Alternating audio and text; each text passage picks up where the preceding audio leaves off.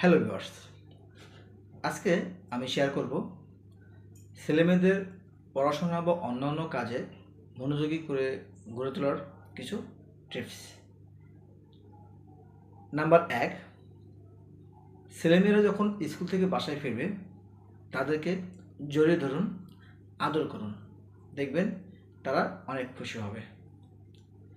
Number 2, তাকে জিজ্ঞাসা করুন ক্লাসে কী পড়িয়েছে, কেমন পড়িয়েছে। নাম্বার 3, আপনি তাকে যে টিফিনটা দিয়েছিলেন সেই টিফিনটা খেয়েছে কিনা,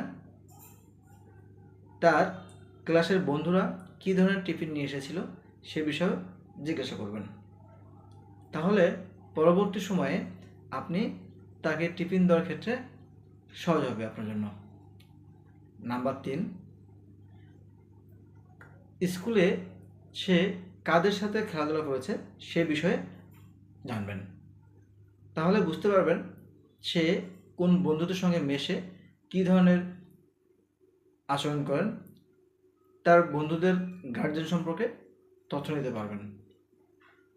নাম্বার 4, তার কোনো বন্ধু তাকে কোথাও যাওয়ার জন্য বলে কিনা, কোনো কাজে এঙ্গেজ করে কিনা সে বিষয়গুলো আপনি জেনে নেবেন। কারণ আপনি যদি তাকে সঠিক সময়ে বন্ধু বা ক্লাসমেট চিনতে সাহায্য না করেন তাহলে কিন্তু সে ভবিষ্যতে ভালোর চেয়ে খারাপের দিকে ধাবিত হবে। নাম্বার 5,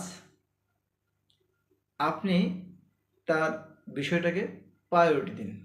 সে কি বিষয় বলতে যাচ্ছে, কি করতে চাচ্ছে সেই বিষয়ে আগে শুনুন, তারপরে তাকে সেই বিষয় সম্পর্কে আপনি বুঝান।